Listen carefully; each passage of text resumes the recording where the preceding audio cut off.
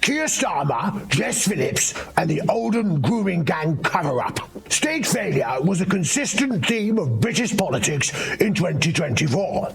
So, as the new year begins, attention has turned to perhaps the most egregious instance of that malaise in modern times, the horrific scandal of grooming gangs in dozens of UK cities. Jess Phillips, the safeguarding minister, has rejected calls for a government inquiry into historic child abuse in Oldham, prompting a Tory backlash. Robert Jenrick, the Shadow Justice Secretary, called it shameful.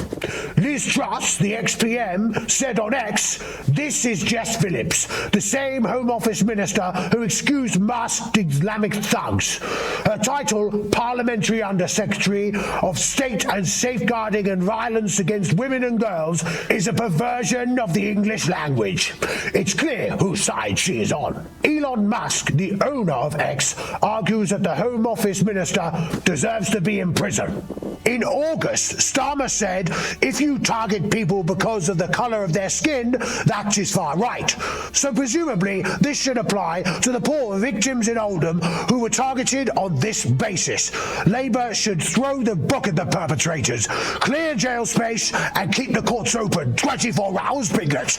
Phillips's letter to Oldham Council, seen by GB News, claims it is for the local authority alone to decide to commission an inquiry into child sexual exploitation locally, rather than for the government to intervene. Given that the grooming gang's business model operated in Bradford, Rotherham, Rochdale, Bristol, Derby, Halifax, Huddersfield, Manchester, Newcastle, Oxford and Telford, at least that we know of, it is absurd that the inquiry should continue to be on a local level. It is clearly a national issue. A public inquiry is definitely called for. Reports have previously been commissioned and produced in Rochdale, Rotherham and Telford. Oldham now plans to launch its own Telford-style inquiry. Given the strength of feeling, which Phillips acknowledges in her letter, it seems inevitable that there will be questions and debate in the Commons when Parliament returns next week. And let's not call these monsters grooming gangs. These are rape and torture gangs. One victim took months to heal after a rape with a broken bottle, for God's sake. Another doused in petrol and told she would be set alight. Another penetrated by 3 rapists at the same time. The list goes on with even worse abuse. Tens of thousands of child victims suffering years of being passed around from rapist to rapist. And for what? Fear of being called a racist? This should have been nipped in the bud 20 years ago. Anyone found to be complicit in this massive cover-up needs to do prison time. Yet, for the hundreds of victims and those invested in bringing perpetrators to justice, this will seem pitifully inadequate. In each town where grooming gangs operated, similar patterns emerged. Victims were ignored, law enforcement complicit, and political officials more concerned about reputational damage than lives affected. Local authorities can hold their own inquiries, of course, but given the scale of these crimes, the fact they took place over decades in many towns suggests a level of institutional complicity requiring the attention of central government. Labour's stance is made harder by its previous support for such inquiries. The party has launched a review every 2.5 days it has been in office. If the 2-child benefit cap gets a task force, then surely child abuse warrants an inquiry. In its election manifesto, the party pledged to stand for open government.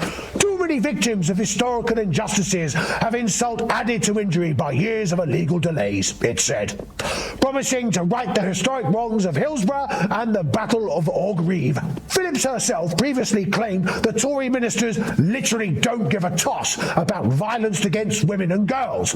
Critics will ask if that stance stacks up with her decisions on Oldham. The fact Jess Phillips is still somehow in her job after her behaviour in the summer riots when she decided it was okay for Muslims to use violence and intimidation tactics is extraordinary in itself. Whilst locking up any white person person who raised genuine concerns on the street or online. Meanwhile, it certainly seems that she only gives a toss about sexual violence towards women as and when it suits her. If she did, she'd want anyone involved in covering up these mass rapes to be hauled over the coals and imprisoned.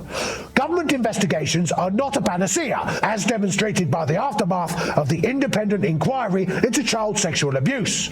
None of its recommendations have yet been implemented 2 years after the last of Alexis J's 19 reports was finally published in 2022.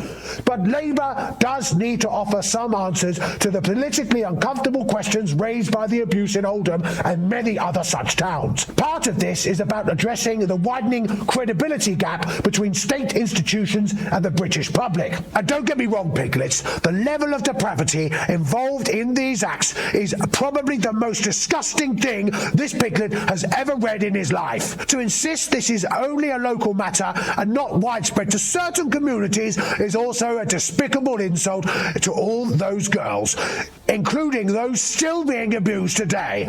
This is a new level of disgrace for Labour and Starmer and makes me sick to my stomach. In the age of Elon Musk's Twitter, where many obsess about two-tier Kier, any complacency risks turning this gap into a gulf. And while we're on the celebrity pushback, if there is such a thing, people like J.K. Rowling and Elon Musk could easily tune out of society, spending their time counting their billions. The fact that Rowling opened herself up to the most vile abuse from countless online to stand tall for women and kids' rights against the evil trans activism, and now Musk is actively intervening in a falling democracy that is today's UK, is testament to an impulse within them that is so rare amongst the rich and influential that should get actively involved. Musk is in so many ways the official opposition to His Majesty's UK government. We are blessed to have both of them. And let's not forget, on this certain subject, the Conservatives had 14 years in government to launch an inquiry. The establishment has failed the victims of grooming gangs on every level. Islam always wins in the UK. It's unstoppable with our current supine politicians and media. Every single day we allow more and more to settle with no ID and no questions asked. When will enough be enough? The head of the Church of England failed to adequately deal with one child abuser and there was a national outcry. He resigned in disgrace.